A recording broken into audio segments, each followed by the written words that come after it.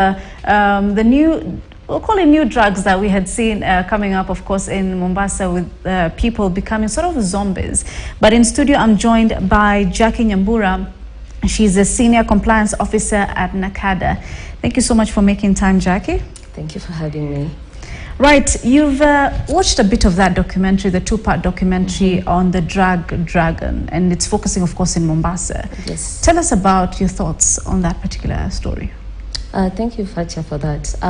Of course, a very sad reality that we are facing. And yes, say in the last 5 years, we are seeing an increase of people using, of course, new emerging drugs coming, and of course, people becoming creative and using things that we ordinarily would not have expected for use to get that euphoric feeling, the high that people are looking for. Right. Of course, I would also attribute that to the issues that you're having, mental health issues, so that everyone is looking for an escape. At times, not a very good escape. And for the women, it's much worse because we find that most of them then end up doing other things to supplement their need for the drug, just to get them to rehabilitation. It becomes hard for them, and knowing the burden that I'd call, you know, what women need to do as mothers, as women. Yeah, because we've also seen in the documentary, like underage mothers, they're selling their bodies to be able to buy these drugs. Yes. Does that talk about the status of drug abuse in the country? Yes, in a way, it does reflect that. Of course, from our studies and surveys that we've carried out, of course, men still continue to lead in terms of statistics, so that we'll see in terms of demographic, men are using more than women. Of course, just looking at iView, I would say females actually, we are seeing an increase in women, young girls taking drugs. Yes, but in terms of demographics, men are still the majority. At times you also find that women will not come out openly. I am a mother. That shame, that stigma. I mean, as a mother, why should I be drinking? Right. So at times you find we could have the statistics, yes, showing men are leading, but we are not having women coming out more. And even seeking the services, because that has been one of the challenges. We find more men getting treatment and rehabilitation, very few women actually going to seek that service. Why is that the case? Do you think it's stigmatization? They're worried of being seen coming to rehabilitation centers? Of course, that for me would be one of it. But the other is just what is expected of me as a woman, as a mother. If I am going to rehabilitation for 3 months, who takes care of my family? Yeah. Yes, and I know a bit patriarchal, but women are to be seen, not heard. So again, just coming out openly and saying, you know what, I have a problem. Then the society looks at you differently, of course, demonizes you and wonders how you got yourself into that. How does NACADA then, you know, collaborate with, let's say, schools or institutions, or even just create some form of awareness to especially young people who are vulnerable to drug abuse? Amazing. So part of what we do as NACADA is prevention, so that we are looking at the young people, those who haven't started using, and we are hoping that we can change their minds and they will not start using. So we have targeted programs, prevention programs that we do within school setups. So we are going there, just making school or the school system be a positive outlook, so that as a young person, can you please focus on school, read, just have the culture to do what you need to do in terms of academics. Of course, we're also equipping them and enhancing their social skills, and just having them know how to say no and to make better decisions in life. So we have specific targeted programs that we run for schools.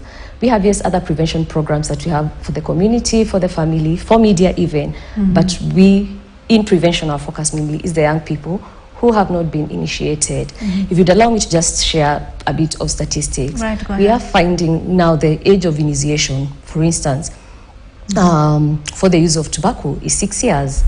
7 for alcohol. 6 years? Yes, for cannabis we are at 8 years. Wow, and why is that the case? That's pretty young. Is it that they are exposed? Definitely, definitely. Of course, there are myths and misconceptions. Looking at what we are seeing on our media, there's a bit of glamorization of the use of substances. And at times, for the young children, I believe they are thinking that, you know, I could start if I'm seeing my father who has been using and they seem to be doing well, then I shouldn't have an issue with me using. So we are constantly giving information and the right information to tell them that, yes, your father could have used for 10 years, but for you, you could just start with the first sip and it changes your life. Yeah. Yes. Because I know, you know, for a young person, if someone who's 6 years, if you just tell them, will they really listen? Is there any other way that you try to make sure that they don't really engage in this? Or do you talk to their parents at least? Yes, we also have family-based prevention programs. So here we are looking at caregivers, we are looking at parents, so that I start with telling you, Fatia, this is your responsibility as a parent, that if you're not talking to your child, then they will get the information elsewhere. And I know at times it looks as though when you're talking to your child, and especially when they're in their teenage years, you think that they're not listening to you. But again, studies have shown that children actually listen to what their parents are saying. Remember, the family is the first unit of socialization. Some of the things you do now, Fatia, you do because of what you learned from your family. Right. So if we are giving the right information as families, then we are changing the narrative, a family at a time. Right. So we have those programs as well that specifically target parents and the family at large to complement what we are doing with the schools. We've seen, of course, you've talked about you're working on those prevention measures, but I'm sure there are challenges that you face, especially when it comes to communities that are already engaging in substance abuse. Definitely, challenges are always there. I know one of the conversations I have had in very recently is that we've been doing this enforcing for as long as, you know, a decade, over decades. The drug menace seems to be getting worse. Yet we have policies, we have documentation. But one of the challenges, as I've mentioned, are the myths and misconceptions. We keep sharing information that is not correct, and especially for young people. If I tell you that if you use cannabis, it will boost your morale, I am looking for that. So as a young child, I might not think through to what effects it will have on me. So I will just want to focus on, if it's going to boost my morale now, make me perform better in school, I do it without knowing that there's actually an effect it has. Looking at media, social media, mainstream media, at times we will see adverts for, say, alcohol, for tobacco at times that seem to glamorize partaking and use of these substances.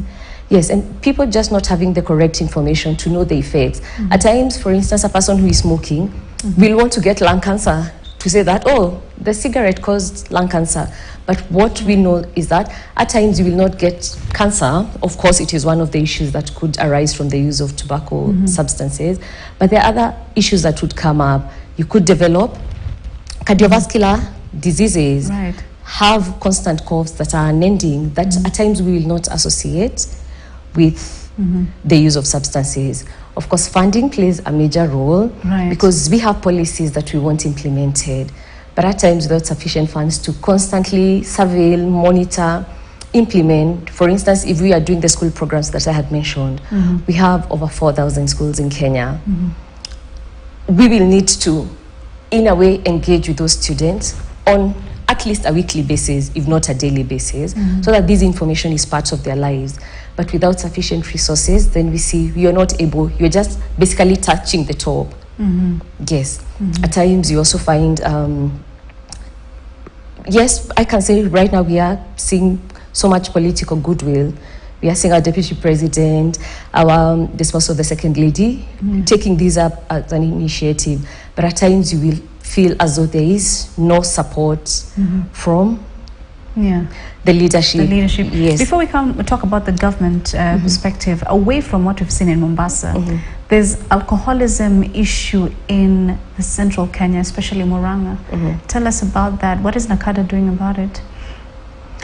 So Fatia, we have seen deaths that have happened in central province. Yes, Murang'a is one of them, but the larger central. And of course, from the statistics that we have, we find that central leads in the use of portable spirits. And portable spirits are these usually cheap. Of course, they're legal, but introduced because of they are cheap, easy to manufacture, and you find most of the people taking it. So we again have the initiatives where we are talking to people, because we are recognizing that information is power, so that even you who has started using, if you have not developed a disorder, or a person has not developed a disorder, we are hoping to help them before they get to that, by ensuring that they can change their ways. So that if you have started consuming, please ensure that you know what effects it would have on you long term. For those who are using, there are initiatives that are being done. Of course, rehabilitation being one of them for those who are already in alcoholism. So we are trying to ensure that there are community-based rehabilitation interventions. Of course, rehabilitation in Kenya is very expensive. Right. Not everyone might afford it. But we are hoping that we will keep integrating it within the health system that is available, so that you can get it at any health facility that you walk into. But mainly our campaigns target, the preventative bit, and sadly, treatment for those who are in need. Of course, I know there is a component of enforcement where we have the laws, and you will find us going out to ensure that both the substances that are being sold are fit for human consumption. We will be collaborating with other agencies to ensure then that quality, the standards, is what is fit for human consumption, because right now alcohol is legal in this country, so there is little we can do about people consuming it. What we can do is ensuring that what is in the market is quality and fit for human consumption. And it's par to the standard. Yes. Is there any successful campaign that you can highlight that NACADA has done? Yeah. I'd say I'd highlight one that we have done for schools. Right. I know it was a pilot program. Actually, allow me to highlight two. So I will highlight one that is school-based. Yeah. So we had one that we called the Life Skill Program. This is where we piloted, I know, in Coast Region, in Central Region, in Nyanza. So we take a school, mainly people in Standard D5 that time, which is equivalent to grade 5. So we would come and we give you the skills that I was talking about. We want to teach you how to say no, teach you, give you facts about alcohol, facts about tobacco, facts about cannabis, as it is. We're telling you that, yes, this is legal, but if you take it, there's a likelihood that you will get cancer, you will get heart disease, high blood pressure, all that. But then how then can you ensure you do not get into it? Please get other things that you can do, other social skills, engaging in ball games, know who your friends are, know yourself. So we would give them skills that would enable you change as a person holistically, without it being we are giving you just information about drugs, but we are looking at you as a person. We want you to develop knowing who you are, having the correct information for you to make the right decisions. The second one I'd say is the workplace-based interventions that we have integrated. Knowing that for schools it's easy to reach the students, but you asked about parents, about communities. Where can I get a group of parents, a group of adults that I can talk to? I cannot come to your home, Fatia. Yeah. Of course, at times we use religious institutions, but where else could we have gotten a large number that we can meet and impact? Workplace became one of the greatest avenues. So we would come to our workplace, say for instance your workplace, and then we would talk to you again, give you the facts, help you develop policies, so that you find sometimes our workplaces will encourage you to start using substances because they are stressors that you get as you work. So we would teach you, your supervisor, your colleagues, how you can help each other and basically look out for each other, implement policies that will help you not start using, and if you're using, ensure that the institution can assist you in getting help where you need that help. Right. So I would say those are two of the key ones you can highlight. Yes. Right. Very interesting. Tell us about what do you think the government is doing, or is the government doing enough when it comes to fighting drug abuse in the country? Seeing that I am in government, I will want to say we are doing enough. Right. But as I've said, this has been a challenge since time immemorial. So yes, we are trying, because in terms of policies, in terms of laws, I would say Kenya has the best there is. Implementing them at times become a challenge, so that what is on paper and what is happening on the ground is different. But of course, there are the emerging trends that we are seeing. Who would have known that a tranquilizer that is used for animals will be taken by humans to just get that feeling of high. Yeah. So that, yes, while we are trying, and one of the reasons we are seeing the emerging trends is because law enforcement agencies, government agencies are actually working day and night and ensuring that the supply, the supply is reduced. We are blocking all avenues to get drugs and substances that are causing harm to the people. But we are great as Kenyans, very innovative. We will know what we can use, that which is not controlled, to give you that feeling of high and to help you escape. So yes, we are trying. Of course, at times it's felt we are not doing enough, but I keep telling people this is not a government fight only. If you as a parent are providing a substance in your house, say alcohol, and you're not talking to your child, you're not giving them the information, how will the government help? So that this is a consulted effort. Each of us has a responsibility to play as a parent, as a teacher, as a leader in the community. If you're in a community and you can see somebody selling drugs, why are you keeping that information to yourself? Please share it with us, and we will do what we are required to do as government. Right. Yeah. Finally, what advice would you give to a young person who's currently abusing drugs? So much. So first, I have seen firsthand, and I'm glad that our starting point was the documentary. Right. I have seen the effects that drugs have on young people. I have seen people who were doing very well, losing their lives, not able to focus, losing their ambitions and dreams that they have. So for young people who have not started, please stop, do not, because other than just losing your focus, not being able to achieve what you had intended, the risk of getting into crime, the risk of getting diseases, ailments is a true testament for people who have used drugs.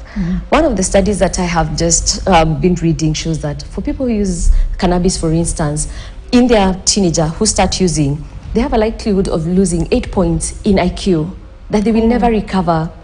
Remember, brain development Yes. stops at the age of